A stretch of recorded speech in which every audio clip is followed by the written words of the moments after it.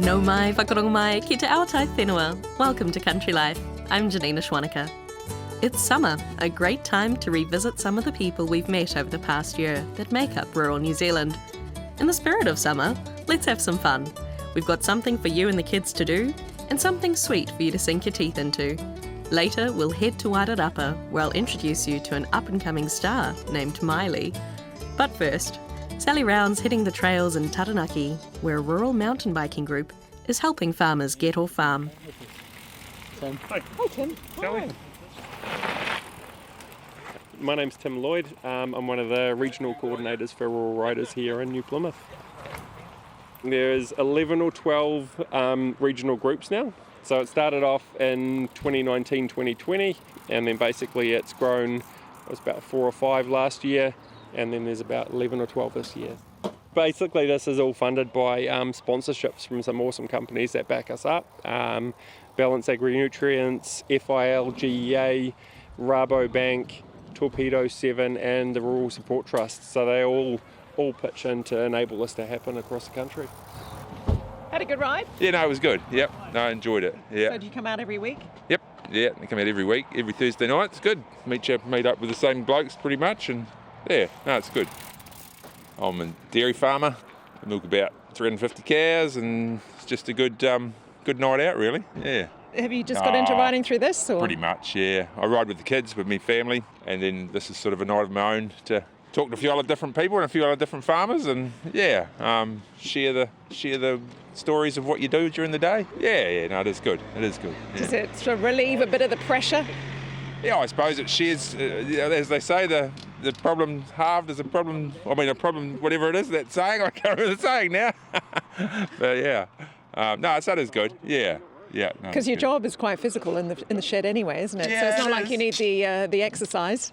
Yeah, I think it does you good actually, because dairy farming is not as physical as it used to be. You know, you sit in the tractor and you walk up and down the pit in the cow shed, but you don't break into a sweat digging post holes like you used to. I drive the tractor and bang them in now. So I think it does me good actually, coming out for a ride and keeping a bit of fitness. Yeah.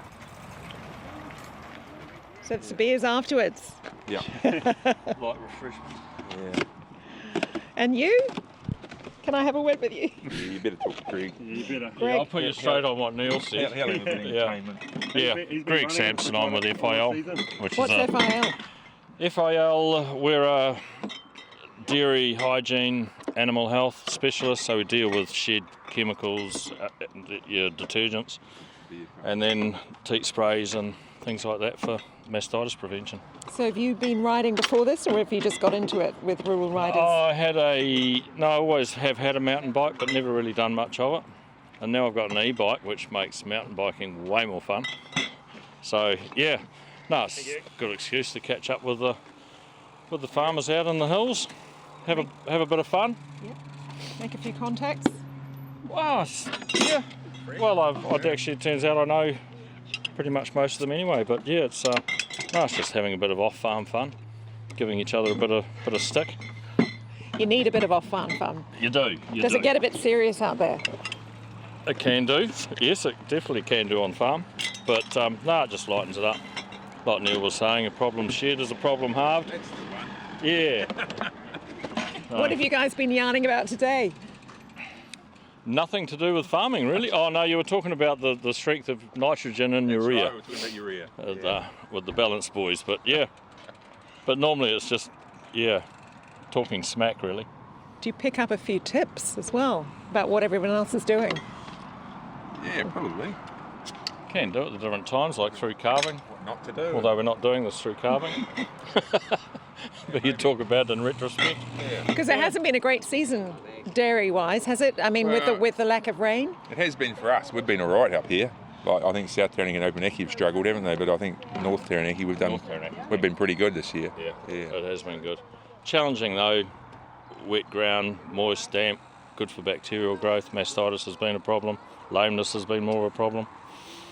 But so, different seasons, different years, different issues. When did you get into this, rural riders? I did one ride last year, but didn't have a bike. I used my daughter's bike and then broke it. And so I've just bought myself a cheaper bike just to get in and get out and do it. Is it quite hard to get off farm? It's not, but if you don't have an appointment, then you won't get off farm. So because we have to be here at 6 o'clock, you have to get your jobs done to try and get here. It is a struggle, well, for me, but yeah. Is it worth it? Oh yeah, very much so. Yeah, once you're away, it's a bit of exercise and a beer, and yeah. So what else do you get out of it? Learn how to ride my bike properly. You mean as in mental? Yeah, I'm okay with that sort of thing. I don't know. Working by myself, seem to be okay. Yeah, this is just a form of exercise and talk to different people, I suppose, because all our friends are dairy farmers, so you always talk the same thing. So yeah, we might have been talking urea, but it was what else you can get out of the urea and the nitrogen, and so yeah. So yeah, it's been probably a good 20 odd years since I've been on a bike. So it's the first time doing it this year. Is it difficult for you to get off the farm? Yeah, it can be. You just get stuck in your own little rut and just keep going, and so it's good to get out and socialise, and brother-in-law actually made me come along. It gives you something to look forward to. Otherwise you're just looking at the same walls 24/7. So Get out into the bush? Get out and just talk shit. And you just give each other heaps, and it's great fun. You're getting out, you're getting physical, and so you're not thinking about anything else. Once you're in the trees and going around, you're thinking about what's happening, not what's happened on farm, not what's happening at home or nothing like that. You can't. If you do, you're going to fall off and into the trees or something like that. So it's good for you to have a breakaway. And when you're on farm, you just focus on what's happening around you, and you just a daily slog. Get your normal stuff done and go home, put your feet up and go back and do it again. So as I said, or someone else said, it gives us something to look forward to. I met a guy today who has not missed a milking in 20 years. Yep. There'll be people out there like that. Oh, hell yeah. Yeah, I know guys that have gone 40 odd years, 50 years, not had a break. Yeah, thinking.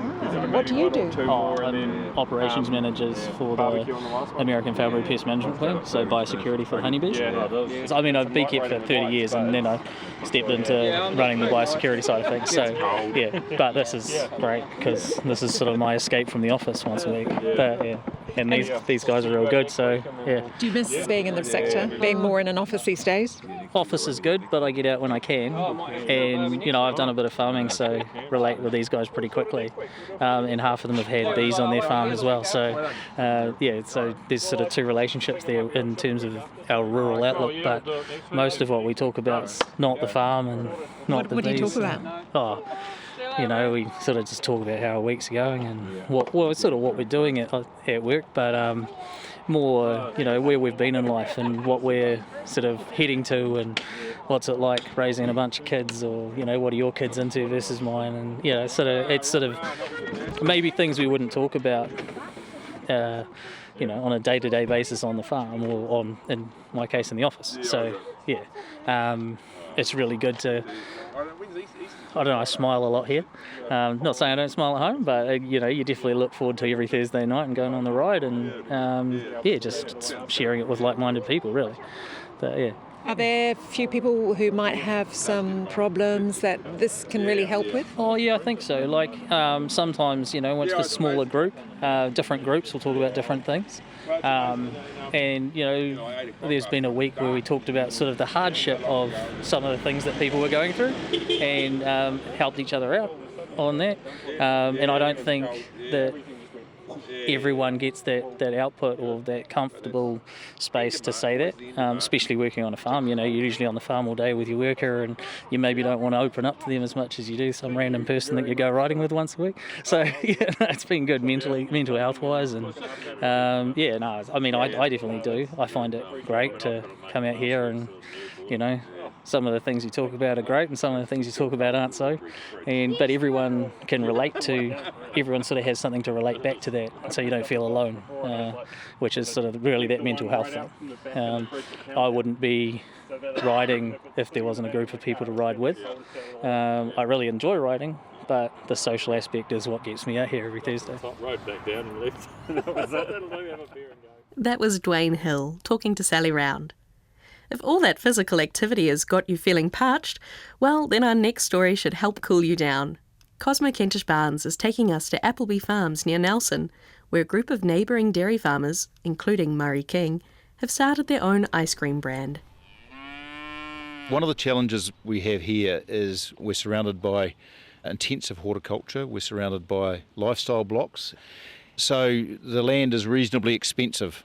And I guess the thing which has changed the most, though, is around irrigation and water reliability. And as a result of that and the completion of the Waimea Community Dam, water charges are more than they used to be.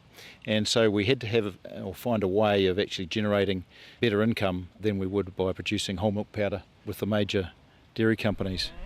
There's a herd of cows in the paddock in front of us. Are they yours? They are. That's our small ice cream herd, so they have been designed or bred for the ice cream. So they're effectively a Jersey cow, but they're black or black and white. And they are A2 cows, aren't they? They are. They're all A2, so they have all been screened. They've had the DNA assessed when we do their parentage, and from that we determine whether or not they have the double A2 gene. Have you always farmed A2 cows here? We haven't, no. Traditionally this farm was a town milk farm, and then with the passage of time and the formation of Fonterra, one thing and another, amalgamation of dairy companies, town milk was no longer required, so we then became a seasonal supply farm here. And from that then we have migrated over to producing ice cream, and the A2 being a point of difference, I guess. How many generations of your family have been farming this land? So I'm the third generation to live here. I did have a period away, travelling the world and one thing and another, and came back here. And when your grandparents first started farming here, I guess there would have been heaps more dairy farms around. Well, it was all dairy farms largely, or mixed farms, and there's a farm shop just up at the corner here, Collings Farm Shop, and that is the site of the original, or one of the original dairy factories. So it's now the edge of town. So that just shows how much things have changed. And there were probably a couple of hundred suppliers just in this area, and a couple of dairy companies. So it just shows how things have changed. And we're now down to 3 farms left on the plains, and they're all pretty small. There would not be 600 cows left. And one of your neighbours is a farmer who you developed the Appleby Farms ice cream brand with. That's exactly right. So Julian and his family, the Rain family and Oakland's Milk, they developed a fresh liquid milk vending system and home delivery and cafe business. And we thought, well, actually, we need to do a bit more, and how can we add more value to our milk? And so we spent a little bit of time researching and travelling and looking at what else we could do. And we settled on the ice cream, actually, because we thought it would be relatively easy. And most importantly, we knew somebody who knew how to make ice cream, which was quite important, which is Christy. And Julian and I both benefited from the Tohono experience, which was the New Zealand Trade and Enterprise MPI think tank, I guess you'd call, where a number of agribusiness people have been across to Stanford University and talked to the professors about marketing and various things. And one of the things we came away with from that was the importance of the story. You know, what is your unique selling point, or what is different about your product over anybody else's? And so New Zealand makes great ice cream. And we thought, well, why don't we take it to the world? And so that's the genesis of the Appleby Farms story. Does Julian's farm provide milk as well? No, not as such. I mean, they're busy enough supplying their own needs. But we do have another shareholder within the business who could supply milk if required. So you started 7 or so years ago? It's just coming up to 7 years. And we've developed a number of different products over the time as well. So it's not just ice cream we're dealing with here. We do some toll processing for other companies, and we have a number of different flavours and SKUs, as they call them. What were the biggest challenges you faced? These things always take longer than you hope. and cost more than you expect. So we actually built a factory, and steel and concrete isn't the cheapest thing to build, and plus all the machinery and the plant that's required to churn ice cream. Yes, and we will go to see that factory a bit later on. But someone has just driven past us on a quad bike. That's Ailey, and she's just getting the cows in for the afternoon. And because we have to produce ice cream continuously, we need to supply milk through the winter. So around 20 or 25% of these cows calve in the autumn. So some of those won't have so much milk now. And as I say, they are ice cream cows, so they have higher fat component because we want plenty of fat for ice cream. Well, let's wander over to the milking shed. What kind of milking system do you have here? This is a very old dairy. It's probably been on the site or a form of it for 100 or so years, and it's been modified over the years. It's now a 15-a-side herringbone shed. It's one-person shed. I mean, we're only milking I think 170 or 180 cows at the moment, and that's about all it ever gets to. So small by today's standards. So does the milk go directly to your ice cream factory in Stoke? Yes, it does.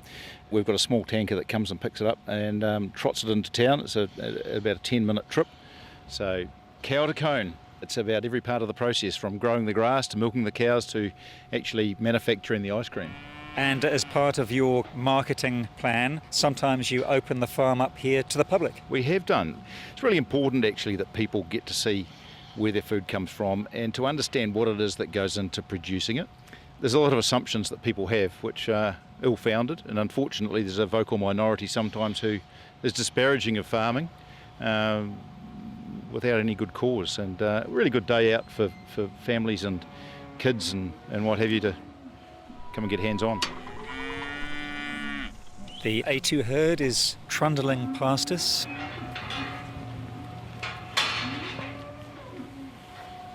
This is an immaculately clean milking shed. I'm going to take a few pictures of these cows here. Say a few words, Ailey.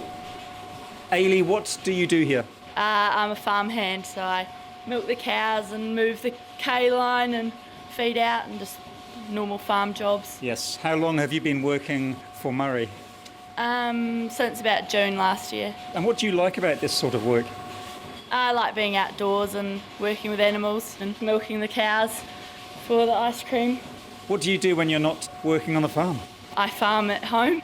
I've got some sheep of my own and yeah. You didn't tell them about the pig hunting you do. Oh yeah. You also do a bit of hunting? Yeah. Deer and for pigs. Mainly out Tapawera way.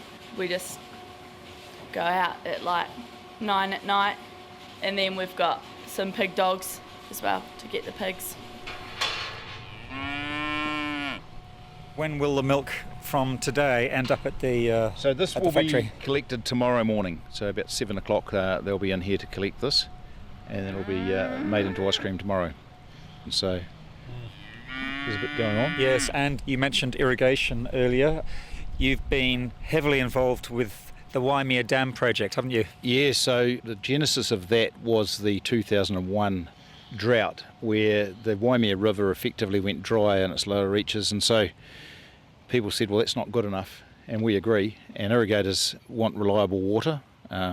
Everyone is conscious of the health of the environment and the river, and so the other challenge was that the council had effectively over-allocated the water resource, and so they said, well, if you want to solve this problem, you go away and find a solution. So we formed a thing called the Waimea Water Augmentation Committee, which at its time was quite unique, because not only did we have all of the stakeholders, many opposing, or seemed to be opposing, in the same room, but also sitting around the same table. So it was made up of the irrigator water zone representatives, the mayors of both Nelson City and Tasman District Council, also significantly Department of Conservation, Fish and Game and iwi. And at the end of the day, everyone wants the same thing, so it was finding a solution. And we came up with the Waimea Community Dam, the Lee Dam, as the solution. What a huge project. It has taken over 20 years. The construction has taken a couple of years longer than it should have, and the cost has cost twice as much as it should have for a whole lot of reasons. But it's an intergenerational asset which will be there for many generations to come. In fact, it'll be there for 100 or 200 years. It's ended up costing, what, $200 million? It has 200 million, close enough to it. But when you look at the benefits, what it has enabled is landowners on the plains to develop higher value uses, premium horticulture such as premium pip fruit, quality vegetables, berry fruit, etc. So it's just the face of change. You have got some irrigators going in front of us. Where does this water come from? All of the water, or the majority of the water on the plains is sourced from groundwater aquifers. And so the way the dam will work is it's absolutely just an augmentation project. So it stores water when there's plenty and releases it back into the river and the aquifers when it's short. And then the irrigators draw from there. Yes. And later on this afternoon, you've got a dry task force... A dry weather task force, yes. A dry weather task force meeting. Yeah, so we hold those in association with the council and water user reps when things start to look dry. And we've done this for 20 or so years, probably 25 years. People come together and decide, well, what is the state of the river? What is the state of the aquifers? What's the weather forecast look like? What does the water demand look like? And from that, make decisions on how water rationing might be managed in a way that's going to, not unduly penalise people, but look after the environment at the same time. Ailey needs to get on with the milking, so we jump into Murray's ute and head to the creamery, or ice cream factory down the road in Stoke.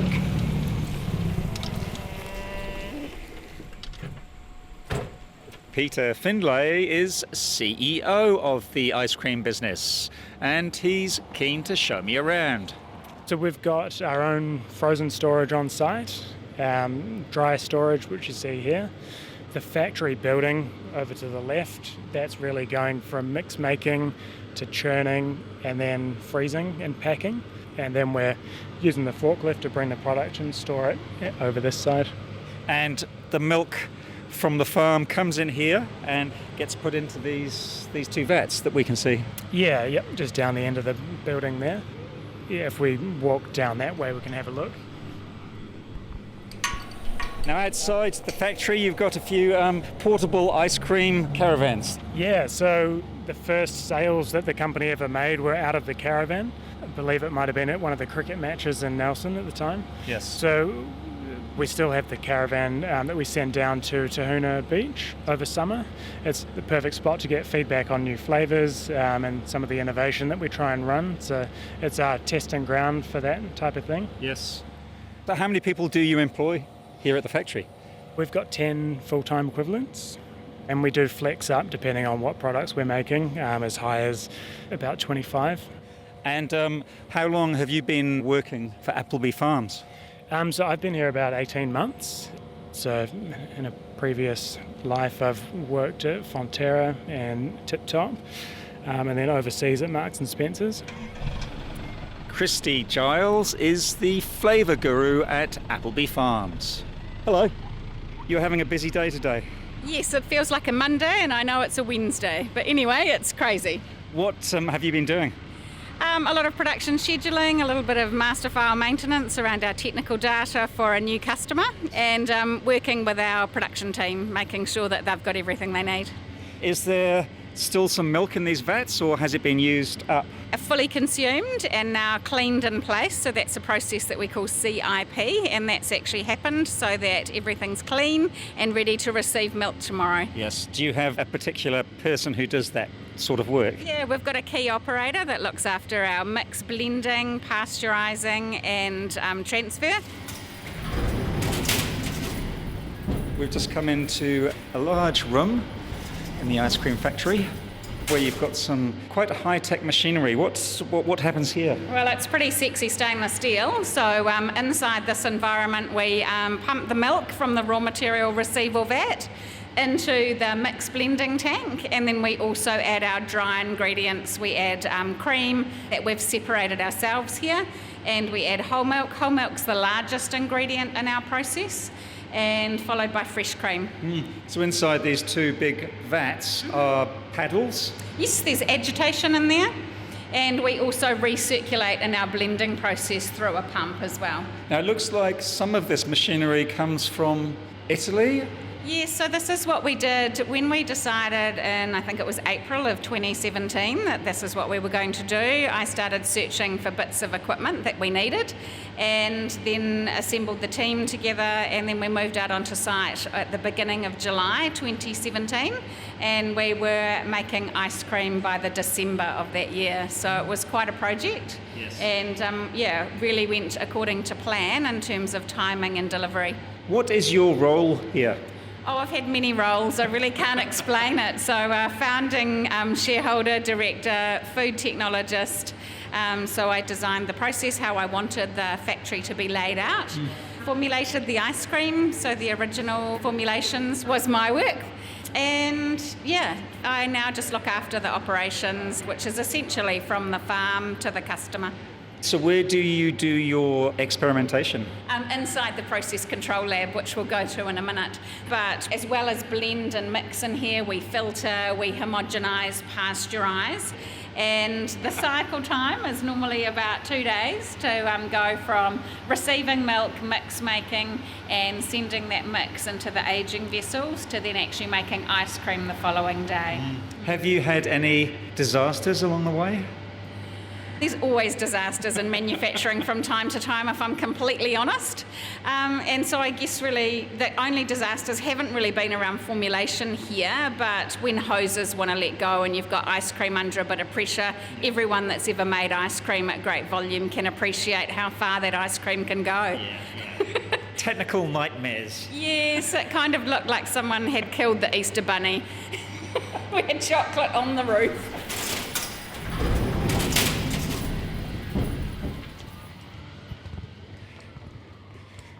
We are walking around to the back of the large processing factory and into the lab. And into the lab where you do all your magic, I guess. Yes, so this is where we can reproduce our production process really accurately. What makes a great ice cream? Well, there's lots of good things, but mostly it's fresh whole milk, lovely cream. So the quality of your dairy material is really critical. And so because we go down the road and it's about 8 kilometres down the road for us to source our fresh milk, that's an excellent starting point. And we control that process right from the get-go. So once we pick it up from the farm, single-sourced farm, then it's all ours. And then it's getting the formulation right and getting that balanced so that you've got to have a nice clean mouthfeel. So it's about having your fats and your solids balanced and having milk solids non-fat at the right proportion. Yes, and there is air in ice cream, isn't there? Yes, there's a technical term for that called overrun. Yep, it makes it scoopable and makes it actually able to then be palatable. Now I am trying some of the vanilla ice cream because I have to say I've never tried your ice creams before. Oh, right. So it's quite nice and firm and chunky. And this is our vanilla bean.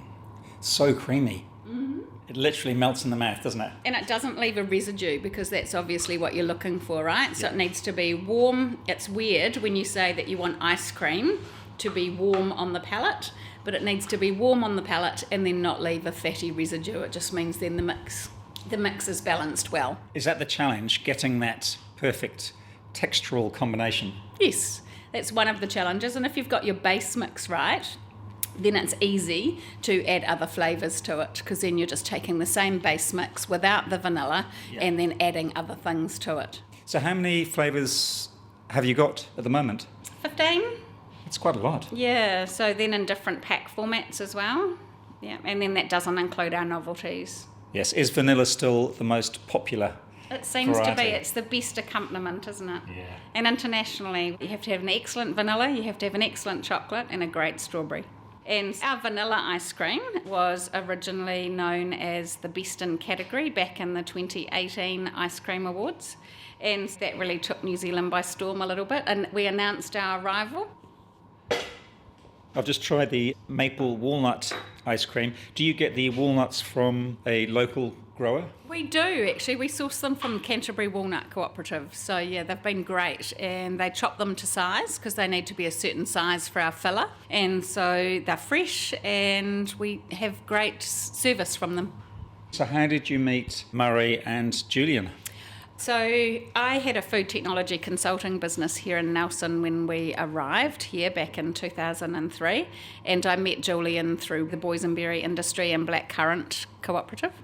And Murray, just our kids are similar ages or same ages, and so just two families growing up in Nelson. And had a call from Julian about, hey, we've got a little bit of excess milk, what do you reckon we should do with it? And my passion is cheese.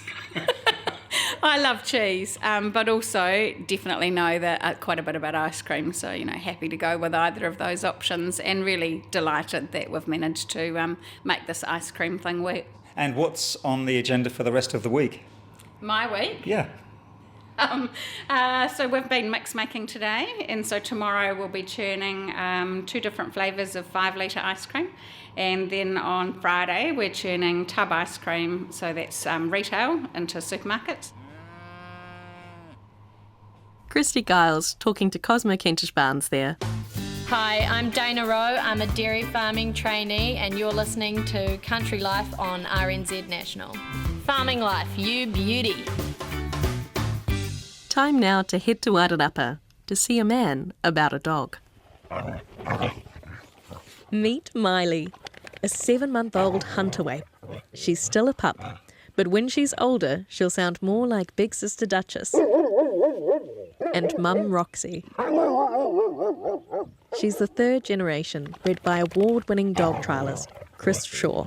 He's been breeding and training dogs almost as long as he's been farming. My first farming job, we went to Rocky Hawkins, had a dog sale up in Hawke's Bay, so we purchased first dog there. He was a 7-year-old dog, and pretty much from that dog onwards, I've sort of trained and bred my own dogs ever since. So yeah, it'd be a good 19, almost 20 years now. Chris works with dogs daily. He's the stock manager for a sheep and beef property at Homewood, near Riversdale Beach in Wairarapa. Let's go meet the rest of the team. They're nice and close to your house, which is good. Makes feeding time easy, I imagine. Yeah, it sure does, and also at night time when they're getting a bit boisterous, I can yell out the window.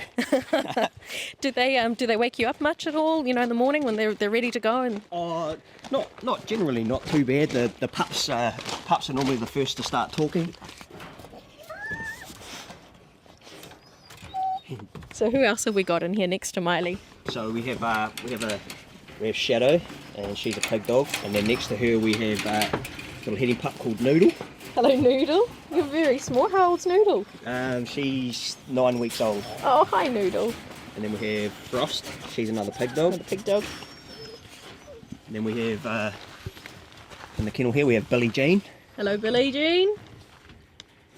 Hello, big girl. And then we have me old faithful over here, Dixie. And Dixie's retired now, isn't she? Yes, Dixie's retired. The older Huntaways, they like to just sit in their kennel and watch what's going on. Very smart girls. And then some more heading dogs. Over here we have our heading dog, so this is Biddy. Hi, Biddy. And another heading dog, this is Ghost. Ghost. And is that because of the beautiful blue eye? The blue Ghost eye, is, yep. Yeah. Can you tell us, for some of our listeners who might not be as familiar with what working dog teams are like, or what the differences are between the dogs? So if I had to put it sort of plain and simple, I was taught when I was from my first farm job, I was lucky enough to be surrounded by a couple of very good dogmen, and one of those dogmen said to me, he said, your team of dogs is like your bag of golf clubs. Every dog has a job. Your Huntaways are pretty much the motor of the team. When stock start getting a bit sticky, they're the ones that sort of, help to move your stock. Whereas your heading dogs are more like your steering on a car. They sort of steer the mob to where you want it to go. And here we have Miley's mum, Roxy. Hi, Roxy. She's hiding there in her kennel, all nice and warm out of the rain. And then we have Miley's big sister, Duchess. All very inquisitive, hey, checking out the microphone and wanting to see who's come to say hello. And then here we have Snow. She's another pig dog. Do you have to be kind of conscious about who sits next to each other in the kennel? As you can see, like to the untrained eye, like it just looks like all my dogs are just plonked in kennels, but they're all strategically placed. So over in these 4 kennels here, I have the 4 pups. Generally at that age, they don't become mischief, although they do like to play together. My main core working dogs are in those 4 kennels over there, and then I have my pig dogs on this side with the 2 males in between. Now the reason why those 2 males are in between like that is because when bitches do decide to come on heat, they're locked away from everyone else. Ah, very sensible, yeah. They're not going to get themselves into any trouble. And they're not going to chew through the next kennel to try and get to them. Gotcha. They've got to chew through multiple kennels.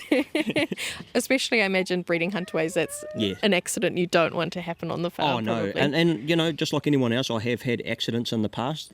Are there sort of qualities that you're looking for in a dog as well? You know, temperament and... Nature, temperament, and also, like, structure, like the way the dog's put together.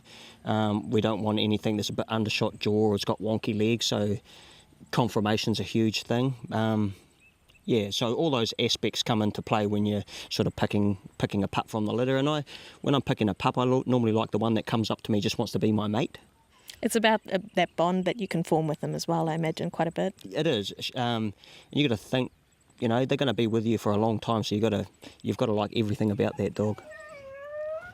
Miley's litter was born towards the end of January. Yeah, so Miley will be coming up 7 months old now, and it will be the 3rd litter I've had out of Roxy. And the sire that I chose was a dog called TJ, and he's quite a natural work sort of farm dog from over in the Huntaway area. Now the reason why I chose that dog as opposed to the 2 dogs I've used before is I sort of want to go more back to like general sort of farm work, whereas a lot of the breeding I'd been chasing was sort of aimed at dog trials, because you know dog trials are a huge passion of mine, but you know you still got to use your dogs to go to work every day. So that's sort of the aspect I'm aiming at, is just a good farm station dog at the moment. Should we get up close and maybe meet Miley? Is that all right? Yeah. She's happy to see you, that's for sure. She sure is. Hey Miley, come on. Hey.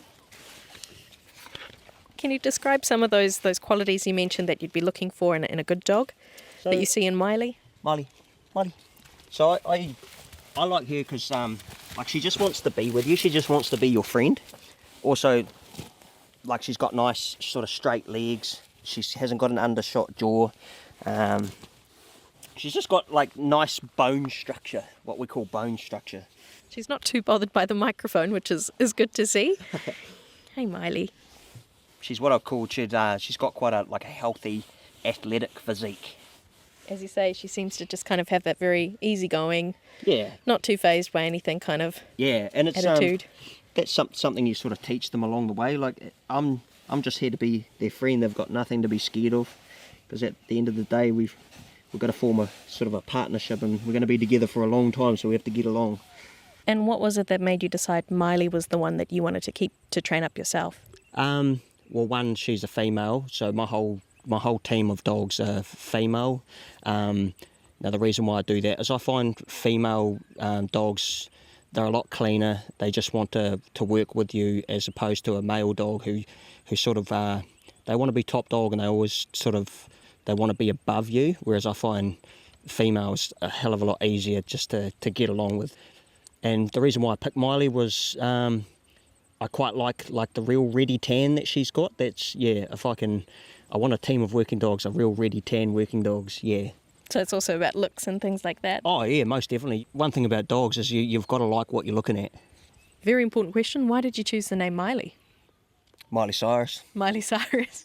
What is it about her that reminds you of Miley? Is it her singing voice? Or? Oh, she doesn't remind me of Miley Cyrus. I just like Miley Cyrus. Little Miley has a way to go to find her voice. Chris hopes to train her up over the next few months and has high hopes for the young pup. So I sort of have a bit of a plan set out of what I do. Like Miley, she's 7 months old now, so there's not a lot of training goes on at this sort of age in her life. It's more of sort of a bonding process. I have a general set plan of what I do with my young dogs, and the most important time in a dog's life is the age between 8 weeks old and 8 months. So that's the time that the dog sort of bonds with you and becomes your mate. And it's, you know, some people look at it like you're the boss.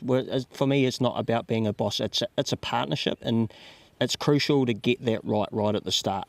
So the first sort of 8 months of their life, we're just being mates pretty much. Is it important as well that she kind of finds her place within the team and she gets on with the rest of the dogs too? Yes, yep. It's actually a good question. They're always going to know their pecking order. Obviously, when they're brought up in the working team, they start off quite small, so they know who the dominant animal is. Simple things, just taking them for a walk across a creek, or, you know, socialising them with other dogs, or you drive down the road and catching up with the neighbour and he's got dogs. It's just simple things like that you don't really think about. You know, they all mean something in the end. What does Miley know at the moment? Obviously, she seems to know her name, which is one of the most important ones, I imagine. That's probably the most important of them all, is one, learning her name, and two, what we call, well, most people as farmers would call it the wallago. I just call it the come here. Those are probably the most important things you'll put on your dog as a callback, because if it gets itself into trouble, at least you can call it back. Very important, especially again when she does get to that working with stock stage. When they're at this age, one, you want to keep them keen, and two, you don't want them to get hurt. So if you can call them back, then you can keep them out of trouble. She seems to be at that age where she's still kind of testing her boundaries as well, figuring out what she can do, can't do. Yeah, just learning her pecking order, so to speak, yeah. Past the 8 months, what are the kind of next steps, or what are the next kind of big milestones? So in between times, in that sort of 8 months of bonding, like I'm still taking her to see stock and stuff, like just to gauge what it's going to take to sort of train her, so to speak. If she's quite a sort of towy, full-on Huntaway, obviously you're going to have to set quite a few boundaries, whereas if she's more of a natural, clever type dog, quite what we call like soft in hand, like easy to get along with, then obviously I can let her do stuff to figure out stuff for herself. Whereas a dog that's probably a little bit more bold and full on, I've sort of got to interfere, and the other type of dog that will just want to get amongst the sheep and split them in half, and yeah. And at what stage generally, or what age do you think a dog's normally fully broken in or fully trained by?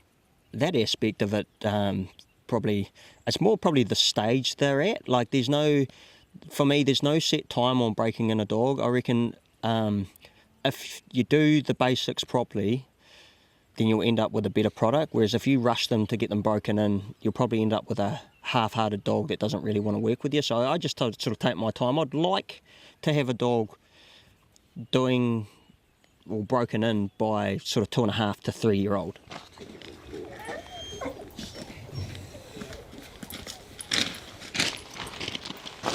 So this is pretty much the sort of starting process. This is where I start all my pups, heading dogs, Huntaways. I just sort of 5 minutes every second night, or 2 or 3 times a week, sort of come out onto the lawn and just sort of muck around. I suppose fatigue is definitely one of those things. You don't want to overdo it as well. Yeah, puppies don't have a very big or long attention span, so you've got to keep it short and sharp. Much like with some people, I guess. Yeah. And like you just said, like with some people, obviously some kids learn faster than others, and obviously when it comes to breaking in a dog that learns quite quickly is probably easier and faster to break in than a dog that sort of takes it, you know. They probably get to the same stage just as quick, but I find those dogs that they want to learn easier to break in. And so you're popping a collar around her backside? And... Yep, so this is what we call a sort of a flank rope. Basically from the time she sort of graduates from the puppy pen at that sort of 4 months old, I'll put this sort of flank strap around just so she gets used to it. It's not, it's not a hindrance to her, because a lot of my training is done with a flank strap. What I do at this age is I'm just teaching her patience, is what I call it. I just get her standing out in front of me, looking away. It's only got to be for 5 or 10 minutes at night. Just get her looking away, because at the end of the day, a Huntaway's job is to push sheep away from you, so they need to learn not to look back at you. Good girl. And to change it up, so this is probably the stage that Miley's at, to change it up. Once she's comfortable being out in front of me, standing here like this, I'll just move around and push her around like that. So she learns that wherever I go, she needs to be standing at 12 o'clock to me. And she seems to have cottoned on to that quite well. Yeah, and she's what I'd call a fast learner. We've only done this sort of 2 or 3 times. A lot of effort goes into dog training, but it can lead to some pretty big rewards. I've been dog trialling almost as long as I've been farming. I think I started dog trialling back in 2008, and in that time I've had my fair share of success. This year I won top Huntaway in the Wairarapa Centre with my old faithful Dixie. She's retired now. She had her last run at the New Zealand Championships this year, where we placed 3rd in the North Island and 6th in New Zealand. So now she can happily retire. So it was kind of the icing on the cake to get a national placing and give her the retirement that she deserves. You know, working dogs obviously are such an asset to a farming team and can go for quite a lot of money. Can you talk me through kind of, is there much profit involved in your breeding side of things? Or is it more kind of for the passion of it that you do it? If you added up all your, like what it costs to get a litter onto the ground and what it costs to feed that litter, and then you carry that dog through to a broken in member of the working team. If you counted up all your hours that you spend with that dog and you put that into hourly rate, you'd probably be highly underpaid, I'd say. So it's not really about the money for me. You know, obviously money does help, but yeah, I get more of a thrill out of breeding a dog and watching somebody else do really well with it, whether it be just, you know, somebody comes up to me and says, that dog I got off you, man, he's so good in the paddock, or, you know, I see their name in the dog trial results with a dog that I've bred. That's what it's about for me. It's not about money. What would it cost, though, for example, if you were to purchase a fully trained broken in Huntaway? I mean, it's not that long ago I bought my first heading dog for $3,500. Now, he topped the dog sale, so that was big money back then. Now, I think a couple of years ago there was a broken in Huntaway that sold for $17,000. You're looking, if you were to just go and buy a dog to go and get a job done, you're probably looking at a good $5,000 or $6,000. Wow. Yep. Still cheaper than having a person running around doing the same, and they do so much more, eh? It sure is, yeah. Yeah. Definitely is. Miley has a way to go before then. Next, we head down to the yards to watch her in action. Despite her small size, she has a mighty bark. Don't worry, you'll be hearing it enough soon. At this age, does she start to recognise, I'm at the stockyards? Yeah. Time to have a bit of fun? What I generally do when I'm training my dogs on stock is I normally have the stock already in the yard, because I try and take the whole excitement out of it, because obviously young pups are quite exuberant creatures, so they are pretty energetic and they're easily excited. So if they're watching you run the sheep in, the anticipation is building up, and when you actually let them have a go on the stock, it can get quite unruly and out of control. And the main aim for me at this age, and probably for the next couple of months, is one, I want to know whether she's keen to chase stock, and two, I just want to keep her keen. Yeah, keep her keen and not let her get hurt. Yeah. She's been down here a couple of times now. Chris has brought 4 sheep into the yards for Miley to practice on. He puts her in a harness to keep her from getting too close. With her bark, she keeps the sheep moving around the pen and away from Chris. In farming terms, or breaking in dog terms, we call it, they end up like a window wiper when they go from side to side. So by having a small amount of sheep like this, they get to learn how to work the sheep as individuals rather than having a mob mentality. All I'm looking for at the moment when I'm putting on stock at this age is I just want, I want to teach her how to use her noise correctly. And the way I know that she's using her noise correctly is I'll go from being quite squeaky and high-pitched to dropping like quite low. When she's using her noise correctly and dropping it quite low is what we call lift. which means that they're using the maximum amount of volume in their noise to get the maximum response from stock out in the paddock.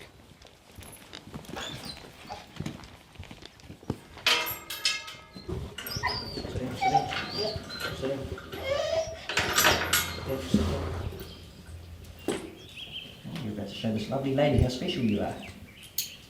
She's she's got X factor, and you'll see what I mean when she starts chasing the stock.